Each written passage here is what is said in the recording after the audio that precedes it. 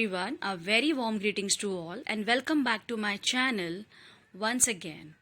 Before I proceed, I want all the viewers to like this video and subscribe my channel English Learning.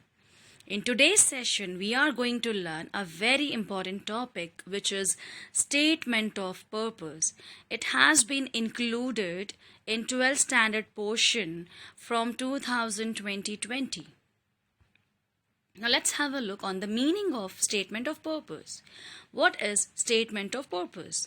A statement of purpose in the context of applying for graduate school is an essay that's one of the most important aspects of your application because it tells the admission committee who you are, why you are applying, why you are a good candidate, and what you want to do in the future.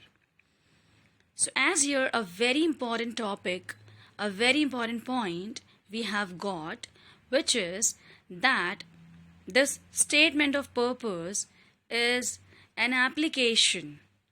It plays a very important role with your application which you are writing to seek an admission in a university.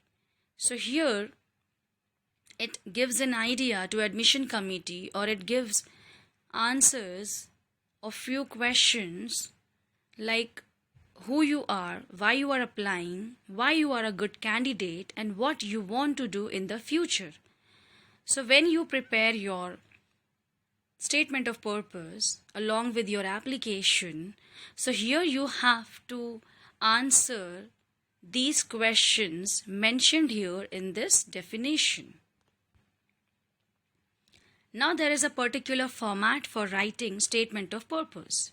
It should be written in a format of essay only. It's a subjective report of an aspirant.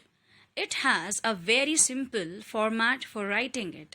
There should be minimum 5 paragraphs and maximum 6 paragraphs. It should be persuasive in nature. Each paragraph particularly should have a specific type of content in it. So here again some important points we can pick out, like it should have minimum 5 paragraphs and maximum 6 paragraphs, and it should be written in essay writing way, and it should be persuasive. Like in the previous slide, as we have discussed, that you have to answer few questions, so those answers you have to write in a persuasive manner. Now let's have a look on the steps. So there is a first step. This first step will tell us that what we have to write in the first paragraph. So begin your paragraph, first paragraph. Begin with your introduction. Talk about your personal background, your mental makeup, and your aim in life. So here you have to give your introduction in brief, and then you have to talk about your personal background and your mental makeup, what kind of mentality you have. So if you discuss or mention your mentality here or mental makeup here, it will give a fair idea to education committee that they can understand with the help of this whether you are suitable for this course or not. Your aim in life, and you have to explain your aim in life as well. So this particular essay, which is called as statement of purpose, it's not only an application, it's a subjective report card also. Now there's a second step or second paragraph. The second paragraph should speak about why you should join this specific program, course, your area of interest.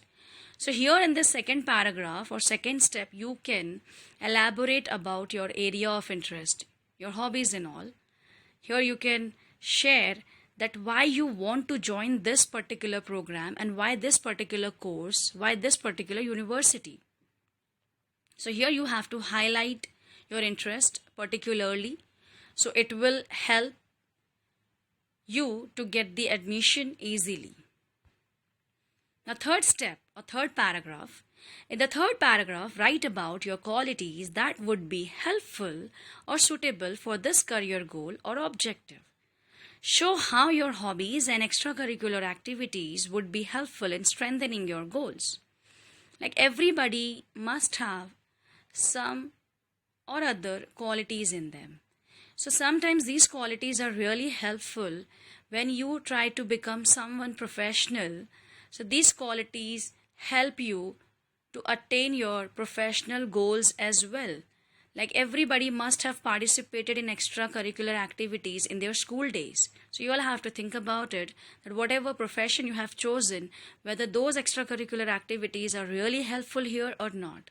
If it is really helpful in the chosen professional studies, you can mention that extracurricular activity in which you had participated, so that it will become very helpful and it will show you a strong candidate for this particular course. Now, fourth step or fourth paragraph. In the fourth paragraph, mention your experience in this field or any internship project you have done. You can state something which makes you distinct from the other applicants. So here you have to talk about if in past you have involved into some kind of activities, internships or project, you have any kind of experience related to this particular field. So you can mention that, and you have to try to show your personality, your image, little bit different from the other candidates who are also aspiring to get admission for the same course in the same university. So you have to try to show yourself little different and suitable for this particular course.